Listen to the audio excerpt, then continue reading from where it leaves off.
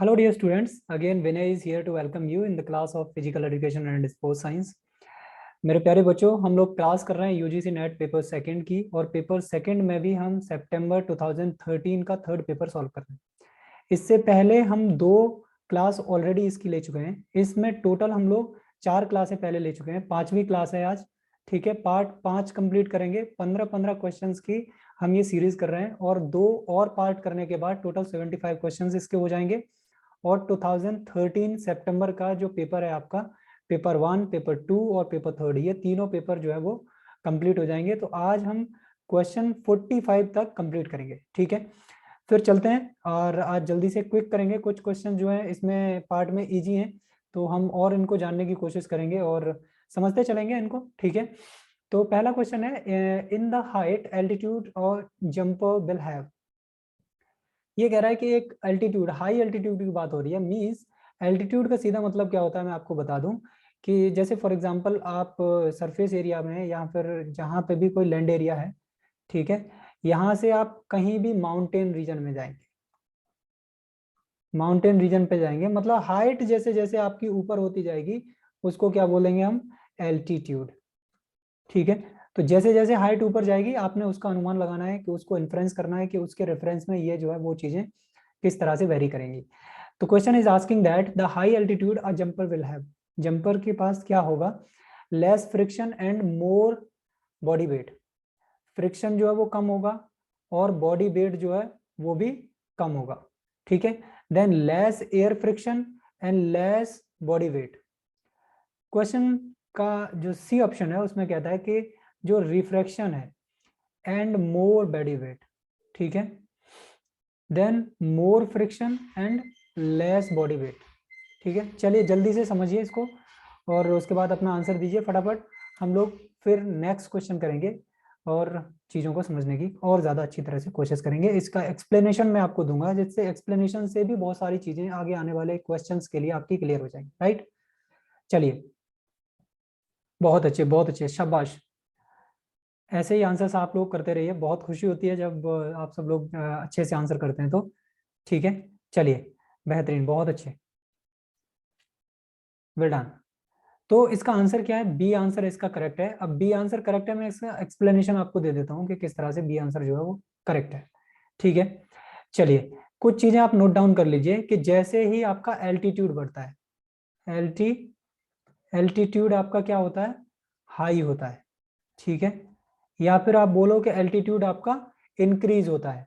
Right, उसके साथ साथ क्या क्या चीजें आपकी घटित होती हैं उनको नोट डाउन कर लीजिए आप। जैसे जैसे एल्टीट्यूड बढ़ेगा वैसे वैसे क्या होगा, आपका टेम्परेचर कम होता है। टेम्परेचर आपका क्या होता है, लो होता है। ठीक है, एक चीज याद रखेंगे आप। दूसरा क्या होता है, आपका एयर का जो फ्रिक्शन है, एयर का फ्रिक्शन जो है वो क्या होता है, लेस। एयर का फ्रिक्शन बोलो, एयर डिस्टर्बेंसेस बोलो, वो क्या हो जाता है, वो आपका कम हो जाता है। देन नेक्स्ट चलिए, नेक्स्ट क्या है, एयर की जो डेंसिटी है, डेंसिटी है वो भी क्या हो जाती है, लेस हो जाती है। ठीक है, और आपका एल्टीट्यूड ऊपर की तरफ बढ़ेगा तो क्या हो जाएगा, आपका जो बॉडी वेट है वो भी कम हो जाएगा। ये एल्टीट्यूड के केस में होगा। ये क्यों होगा, इसकी जो एक्सप्लेनेशन है वो आपको मैं अभी बताता हूँ। ठीक है, अब इसको समझिए। एक बात तो यहाँ पे क्लियर हो गई कि जो बी आंसर है तो क्या होगा, लेस एयर फ्रिक्शन। ठीक है, ये बात क्लियर हो गई यहाँ पे। अब लेस बॉडी वेट, ये कैसे होगा। ठीक है, लेस जो है वो बॉडी वेट आपका कैसे होगा। ठीक है, चलिए, तो बॉडी वेट बेसिकली वेट होता क्या है, वेट आपका टोटल मास जो होता है उस पर डिपेंड करता है। ठीक है, आपके जो भी मॉलिक्यूल्स रहते हैं उस पर डिपेंड करता है कि आपका वेट बेसिकली चेंज होता रहता है, क्योंकि आपका जो ग्रेविटेशनल एक्सिलरेशन है, जो ग्रेविटेशनल कांस्टेंट है, सॉरी, जो ग्रेविटेशन है, जैसे जैसे आपकी ग्रेविटी चेंज होगी वैसे वैसे आपका मास जो है वो चेंज हो जाता है। ठीक है, मैं थोड़ा सा आपको एक्सप्लेन करता हूँ कि ये किस तरह से होता है, देन आपको थोड़ा सा समझ में आ जाएगा। राइट, चलिए, मैं यहाँ पे आपको समझा देता हूँ कि ये जो है वो कैसे चेंज होता है।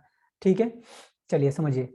जैसे क्या है आपका, वेट क्या है आपका? वेट है आपका 60 kg, राइट। 60 kg कहाँ पे? अर्थ पे। अर्थ पे वेट कितना है आपका? 60 kg।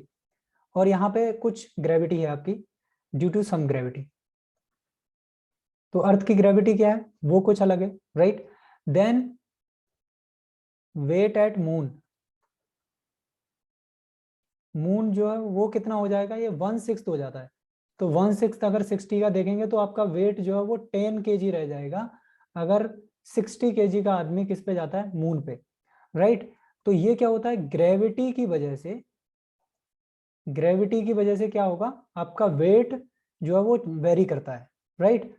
अभी देखिए अर्थ की जो जो सेंटर है, सेंटर से आप जितना दूर चले जाएंगे उतनी ही ग्रेविटी क्या होगी? ग्रेविटी आपकी क्या हो जाएगी? लेस होगी, ठीक है। अभी देखिए ये अर्थ का सरफेस है, ठीक है। अब इस सरफेस पे ये ऊपर ये माउंटेन रीजन में आप आ गए, ठीक है। ये क्या है? ये आपके पहाड़ हैं। अभी देखिए अगर मैं माउंटेन रीजन पे जाऊंगा, हाई एल्टीट्यूड पे जाऊंगा, तो एक जो फोर्स होता है, right, F is equal to एक होता है फॉर्मूला G m1 m2/r², ठीक है। तो जो रेडियस है अर्थ की, राइट, यहां से जो रेडियस देखी जाएगी वो पर्टिकुलर दो, अगर जब कोई भी ऑब्जेक्ट है, ऑब्जेक्ट और अर्थ के बीच में जो डिस्टेंस देखी जाएगी वो आर होगी, ठीक है। तो r² जब भी बढ़ेगा उसकी वजह से क्या होगा? आपका वेट जो है वो कम हो जाएगा, क्योंकि आपका फोर्स कम हो रहा है, ठीक है। क्या इतनी बात क्लियर है? तो F इज इक्वल टू क्या होता है? इनवर्सली प्रोपोर्शनल टू r² होता है। और जैसे जैसे हम एल्टीट्यूड पे जाएंगे वैसे वैसे क्या होगा? हमारी जो अर्थ की रेडियस है, या फिर ये बोलो कि डिस्टेंस बिटवीन टू ऑब्जेक्ट्स जो है वो बढ़ जाएगी, उसकी वजह से ग्रेविटी हमारी कम हो जाएगी। और ग्रेविटी आपकी कम हो जाएगी, ग्रेविटेशनल फोर्स आपका कम हो जाएगा।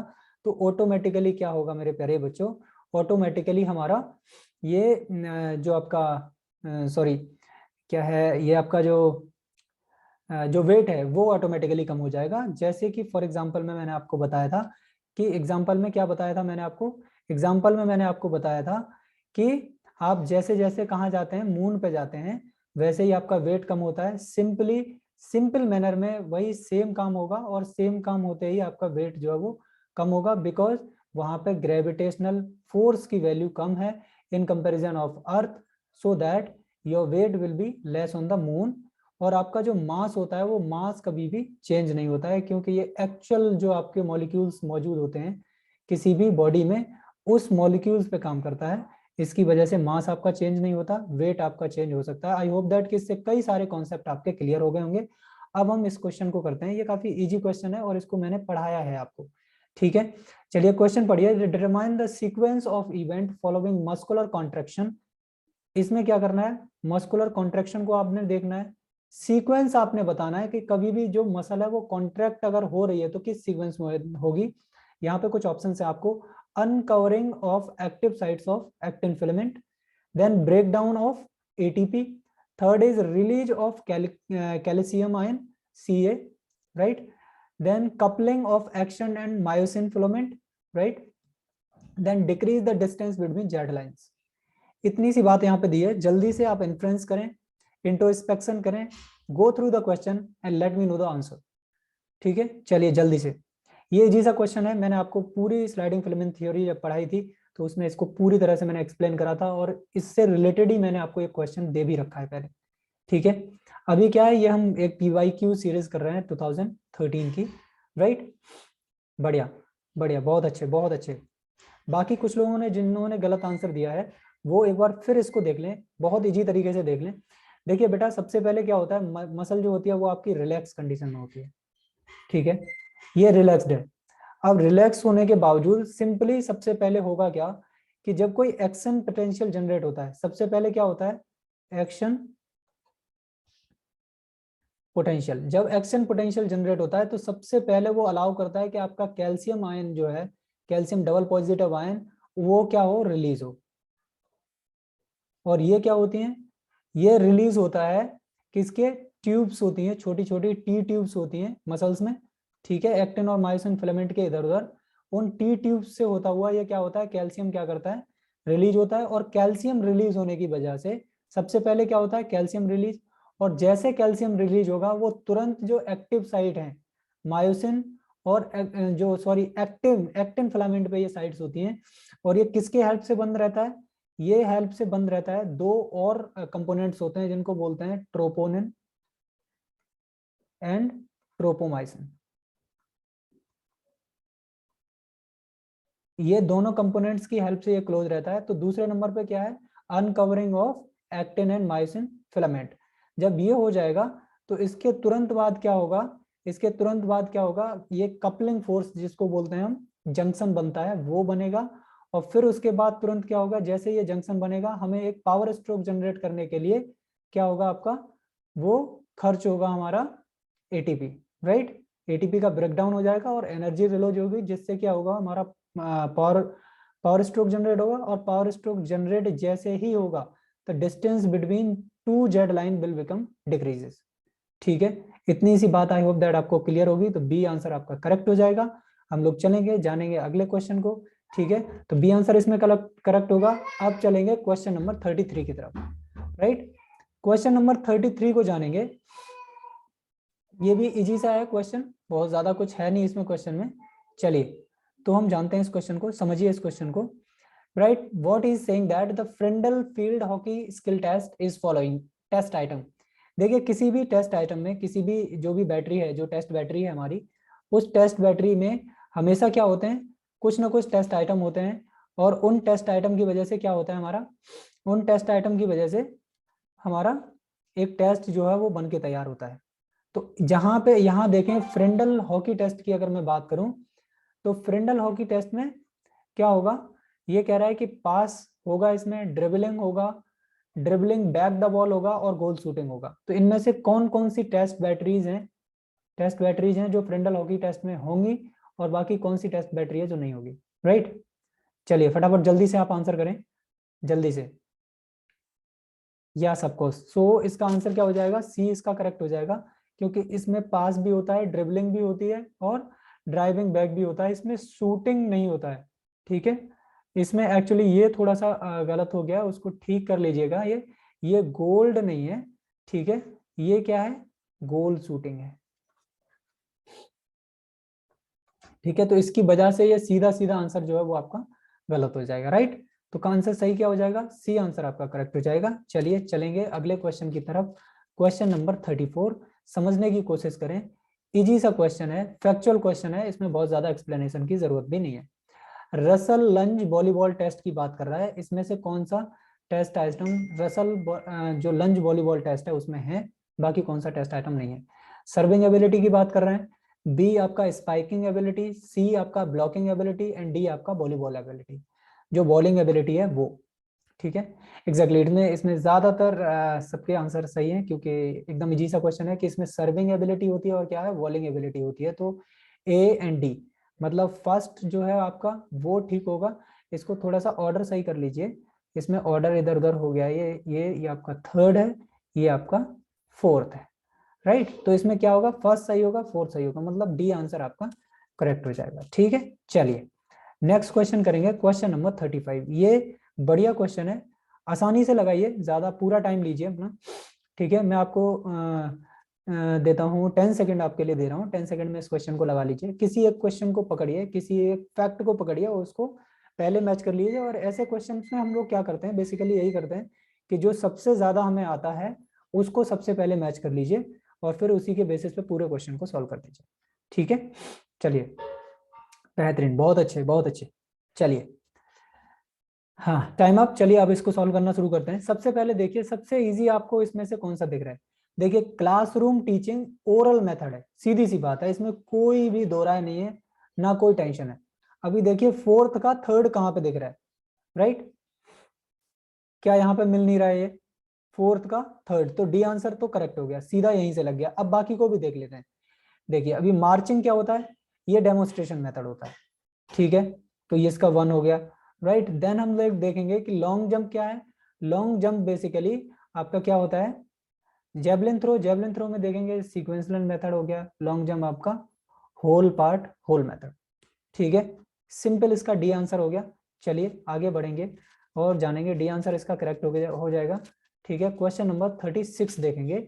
कि 36 क्वेश्चन जो है वो क्या कह रहा है। ये अच्छा क्वेश्चन है, इसमें थोड़ा सा टाइम भी लगेगा आपको, और करें फटाफट, ये भी हो जाएगा। क्योंकि एक्चुअली होता यह है कि यूजीसी में जब भी वो कम से कम एक आपको आइडियल जो मैच है वो इस तरह से देते हैं कि जिससे कि ज्यादातर क्वेश्चंस में जो लेवल होता है, मतलब कुछ हाई लेवल के क्वेश्चन रखे जाते हैं, बट ज्यादातर क्वेश्चन उस लेवल के नहीं होते हैं। ठीक है, ज्यादा से ज्यादा आपको 5 से 6 क्वेश्चन ऐसे मिल जाएंगे जिसमें आपको बहुत ज्यादा दिमाग लगाना पड़ेगा। अदरवाइज जो मोस्ट ऑफ क्वेश्चंस रहते हैं मैचिंग के क्वेश्चंस, उनमें ये रहता है कि एक या दो ऑप्शन आपको अच्छे से आते हैं तो उससे आप पूरे क्वेश्चन को लगा ले जाएंगे। ठीक है, चलिए बेहतरीन, आपके आंसर्स अच्छे आ रहे हैं और हम लोग इस क्वेश्चन को सॉल्व करना शुरू करते हैं। ठीक है, चलिए अब सबसे पहले आप ये देखिए, सिंपल सा डेवलपमेंट ऑफ एटीट्यूड की बात हो रही है, इंटरेस्ट की बात हो रही है और जजमेंट की बात हो रही है।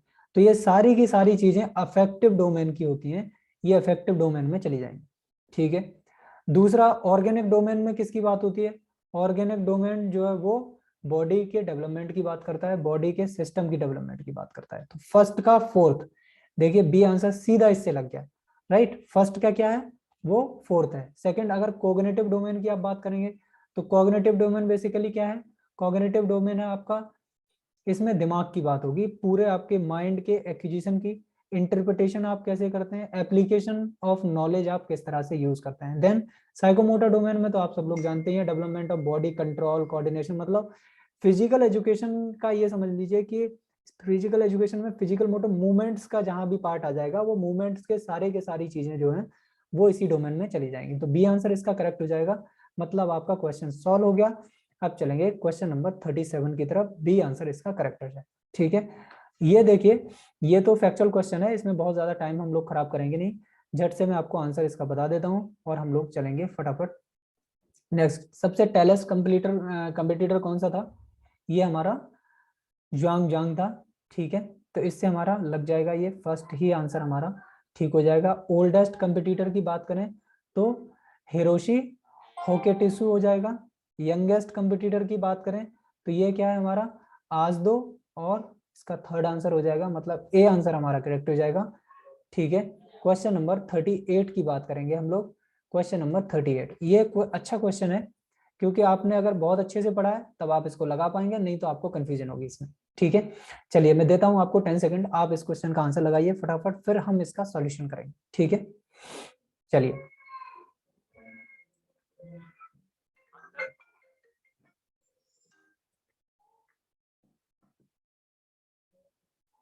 ठीक है, चलिए बेहतरीन, बहुत अच्छे।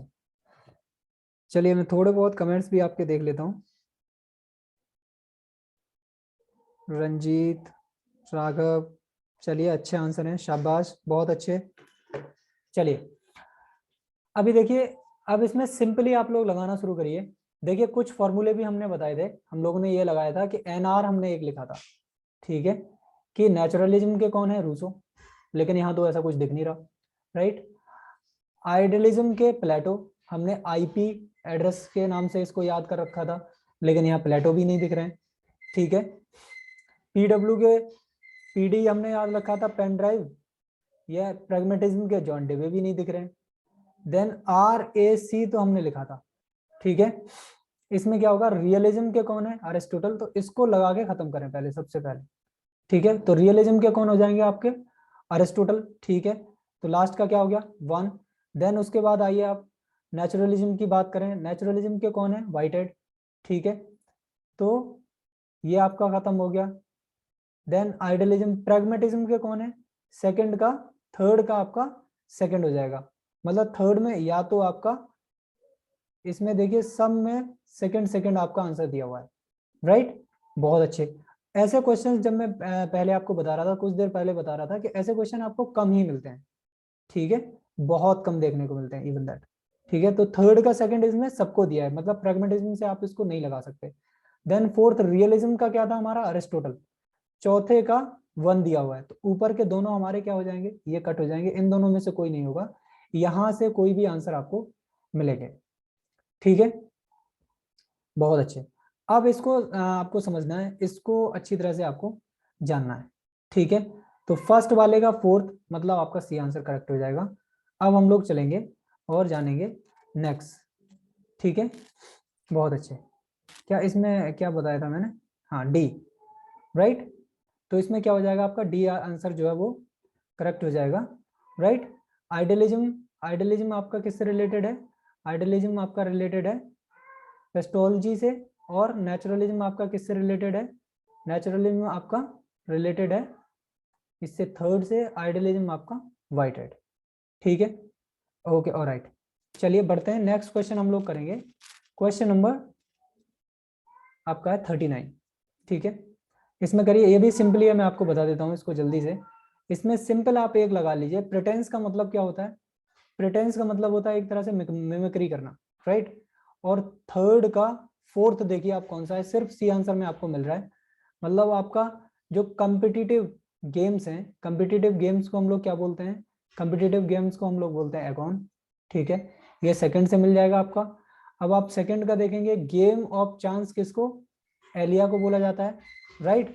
Then we will come for the game of vertigo, ये सिंपल बचा हुआ है आइलनेक्स, ठीक है। Okay, alright. चलिए नेक्स्ट क्वेश्चन देखेंगे, क्वेश्चन नंबर 40, ठीक है। क्वेश्चन नंबर 40 थोड़ा सा अच्छा क्वेश्चन है आपके लिए, पढ़ा भी आपने होगा। और जहां तक मुझे याद है कि जो मैंने अपने यूट्यूब पे भी जो सबसे पहली क्लास ली थी, और उसमें मैंने इस क्वेश्चन को पढ़ाया था। उसमें मैंने लेसन प्लान का बहुत बड़ा एक क्लास लिया था, लगभग 1.5 घंटे की क्लास ली थी। उसमें मैंने पूरा मतलब फिलोसफी से शुरू किया था और इसके बारे में काफी डिस्कशन हम लोगों ने किया था, राइट। जहां हमने जो लेसन प्लान्स थे उनकी भी बात करी थी, राइट। तो चलिए इसको करने की कोशिश करते हैं हम लोग। सिंपली मैंने क्या कहा है कि इस तरह के मैचिंग के क्वेश्चन में सबसे ज्यादा जो आपको आ रहा हो, जब सबसे अच्छा जो आपको अंडरस्टैंड हो रहा हो, उसको आप लोग देख लीजिए, ठीक है। तो आप देखिए, इन्फेंसी क्या होती है आपकी? एक तरह से क्या होती है? वेंडरिंग स्टेज होती है, ठीक है। देन उसके बाद चाइल्डहुड क्या होती है आपकी? सेंस डेवलप होते हैं चाइल्डहुड में। प्री अडल्ट सेंस में आपको इंटेलेक्चुअल से पाने लगती है, और अडल्ट सेंस में आप मोरल वैल्यूज को सीखते हैं और समझते हैं। तो क्या होगा इसका? 4 3 4 3 2 1, नहीं, सी नहीं होगा, ये फर्स्ट ए आंसर इसका करेक्ट हो जाएगा, ठीक है। चलिए अब हम लोग समझेंगे next question, question number 41, right. चलिए इस क्वेश्चन को करें आप फटाफट, इजी क्वेश्चन है। जब आप कर लेंगे तब मैं इसको बताऊंगा। अच्छा, इसको थोड़ा सा सही कर लीजिए। ये आई और ये क्या है? ये ओमेगा है। ये डब्ल्यू टाइप लिख गया है क्योंकि ओमेगा थोड़ा सा उसमें से करना पड़ता, तो ठीक है। मतलब कुल मिला के आप इसको समझ लीजिए, और भी मैं आपको क्लियर कर देता हूँ। J is equal to I omega है, ठीक है। चलिए फटाफट चलें, जल्दी से आंसर करें। एग्जैक्टली एग्जैक्टली, बहुत सही। चलिए सेकंड का तो सीधा सीधे लिख रहा है, F is equal to M A. ये नहीं दिख रहा है क्या? F is equal to M A, ठीक। तो सेकंड स्टेज में फोर्थ सिर्फ एक ही जगह मिल रहा है, डी, ठीक है। तो ये हो गया आपका। फर्स्ट में आप देखेंगे, फर्स्ट का third angular momentum J is equal to I omega होता है, राइट। देन पोटेंशियल एनर्जी क्या होती है? Potential energy U is equal to हो जाता है एम जी एच, ठीक है। ये सिंपल मिल गया। अब आपको पावर बची है W T upon W into D upon T. ये क्या हो जाएगी? पावर, ठीक है। तो सिंपली आंसर क्या हो गया आपका? डी। क्वेश्चन करेंगे 42, जानेंगे और इसके बारे में, राइट। इसको तो आप थोड़ा सा दिमाग लगाएंगे वैसे ही आप कर लेंगे, बहुत ज्यादा इसमें कुछ है नहीं, राइट। ये तो सेंस रिलेटेड क्वेश्चन इसको बोल सकते हैं, राइट। चलिए फटाफट आप लोग जल्दी करें इस क्वेश्चन को, फिर हम लोग आंसर इसका करेंगे, राइट। चलिए बेहतरीन, नहीं 5 सेकंड ही मिलेंगे, इसमें बहुत इजी क्वेश्चन है ये। चलिए बढ़िया, बहुत अच्छे। चलिए हम इसको क्वेश्चन को करना शुरू करते हैं, राइट। अभी देखिए सिंपली यहाँ पे देखिए आप, जहां तक हम लोग गवर्नमेंट एजेंसीज की बात करें, वॉलंटरी एजेंसी की बात करें, private agency and commercial agency. अब देखिए नाइट क्लब जो है ना तो वॉलंटरी है ना गवर्नमेंट उनको चलाती है। कमर्शियल एजेंसीज मुश्किल से इतनी बड़ी बड़ी एजेंसीज मतलब इन सब पे डील नहीं करती। तो प्राइवेट एजेंसी जो है वो सीधी सीधी क्या चली जाएगी? ये आपका नाइट क्लब हो जाएगी। कमर्शियल एजेंसी बेसिकली ये मूव करती हैं स्पोर्ट ऑर्गेनाइजेशंस के थ्रू, जैसे आपका आईपीएल हो गया, राइट, इंडियन प्रीमियर लीग। अब वॉलंटरी एजेंसीज की बात करें, वाईएमसीए क्या है? वॉलंटरी एजेंसी है। गवर्नमेंट एजेंसी जो नेशनल पार्क्स वगैरह हैं, आप देखिए बड़े बड़े नेशनल पार्क होते हैं उनके साथ डील करती हैं, राइट। तो फर्स्ट का क्या हो जाएगा? फोर्थ। और आपका कमर्शियल एजेंसीज का क्या हो जाएगा? आपका सेकेंड, ठीक है। सिंपल, चलो बेहतरीन। तो आंसर क्या हो जाएगा इसका? आंसर आपका सी करेक्ट हो जाएगा। 4 3 2 1। ठीक है, राइट, बेहतरीन, बिल्कुल बिल्कुल, ठीक है, सिंपल। चलिए, तो अब नेक्स्ट क्वेश्चन देखेंगे। नेक्स्ट क्वेश्चन जो है ये भी काफी इजी क्वेश्चन है, इसको आप झट से लगाइए और हम लोग सीधे सीधे लगा देते हैं इसको। तो ठीक है, विटामिन डी का क्या होता है? रिकेटस। देन विटामिन सी का लगा दीजिए, स्कर्वी। जो आपको सबसे ज्यादा आता है उसको सबसे पहले लगाना शुरू करिए। ठीक है, विटामिन बी 12 क्या? एनीमिया, क्योंकि इसमें आयरन की वजह से ये होता है, right. Sorry. Then vitamin B 2 skin sickness. ठीक है, इतना क्लियर है क्या? फोर्थ का बना है तो सी आंसर सीधा सीधा हो जाएगा। ठीक है, चलिए नेक्स्ट क्वेश्चन करेंगे, क्वेश्चन नंबर 44, राइट। ये क्वेश्चन क्या है? ये क्वेश्चन जो आपका यूजीसी नेट में आया हुआ था, उसके आंसर सारे के सारे आंसर्स गलत थे। ये यहाँ पर मैंने सिर्फ लिख दिए हैं ये आंसर। एक्चुअली आप इस आंसर पे क्वेश्चन को मार्क करें, ठीक है। और इसमें मैं काफी ज्यादा चीजें आपको बताने भी वाला हूँ, तो आप इसको थोड़ा सा सही से करें, ठीक है। मैं यहाँ पे कुछ बना देता हूँ तब तक।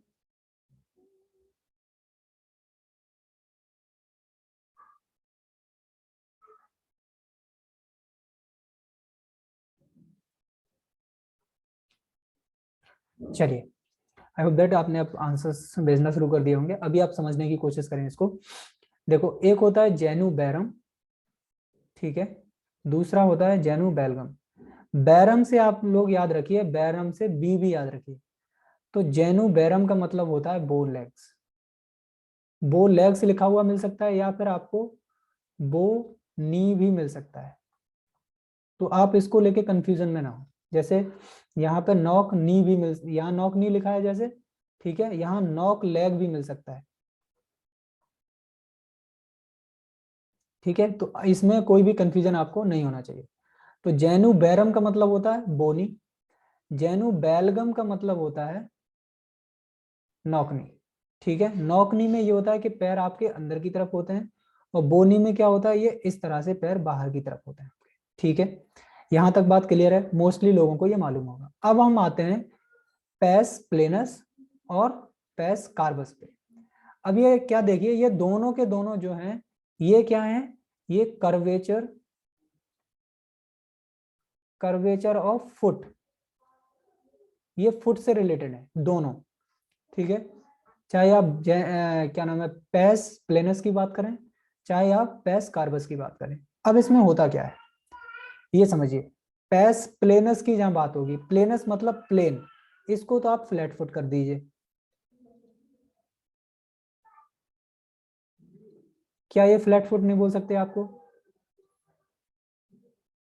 ठीक है, ये फ्लैट फुट हो गया, मतलब प्लेन आपका प्लेनस फ्लैट फुट, तो इसको आप फ्लैट फुट से जोड़ दीजिए। दूसरा क्या है, कार्बस, इसमें मतलब लॉन्गिट्यूडिनल आर्क या कर्व बोल दीजिए। तो इसमें क्या होता है कि पैर जो होता है ना, वो आपका बीच में काफी ज्यादा कर्व होता है, राइट। और प्लेनस में क्या होता है, ये बिल्कुल प्लेन होता है, यहाँ कोई कर्व होता नहीं बिल्कुल। और जो कार्बस होता है उसमें बहुत ज्यादा होता है, राइट। तो उसकी वजह से भी चलने में या फिर आपके दौड़ने में बहुत बड़ी दिक्कत होती है बैलेंस के टाइम में। ठीक है, इतनी बात क्लियर है क्या? चलिए अब क्वेश्चन करेंगे नेक्स्ट, राइट। क्वेश्चन नंबर 45, आज का लास्ट क्वेश्चन है ये। चलिए, अच्छा, इसमें से मैं आपको ये तो देना भूल ही गया। चलिए, ये ऑप्शंस हो गए आपके पास, और आप जल्दी से इस क्वेश्चन को करें, उसके बाद में मैं आपको इसके आंसर्स जो है बताऊंगा। ये सिंपल है, फैक्चुअल है, और मेरे अंदाज से ये आपको पता भी होना चाहिए कि ये बहुत ही ज्यादा इंपॉर्टेंट है। ठीक है, चलिए,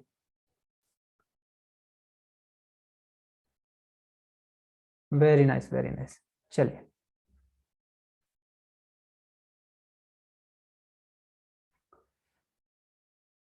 इसका आंसर क्या हो जाएगा? ए आंसर आपका करेक्ट हो जाएगा, राइट। आपने एक चीज और याद रखनी है कि मैक्सिमम, मैक्सिमम जहां भी बात होगी, वो आपका जब भी आप देखेंगे कि आपका जो नेल्सन टेस्ट है, national Nelson hand reaction test जो है, इसमें क्या होता है, इसमें आपकी जो रिलायबिलिटी है वो 89 90 से एक कम।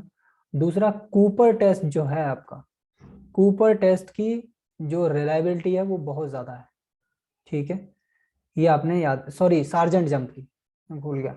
जो सार्जेंट जंप है वो उसकी वैलिडिटी, वो आपकी रिलायबिलिटी क्या है, बहुत ज्यादा है। सार्जेंट जंप आप इस तरह से ये समझ लीजिए, ये टेस्ट ही बेसिकली आर्मी के लिए डिजाइन किया गया था मोस्टली इन द बिगिनिंग।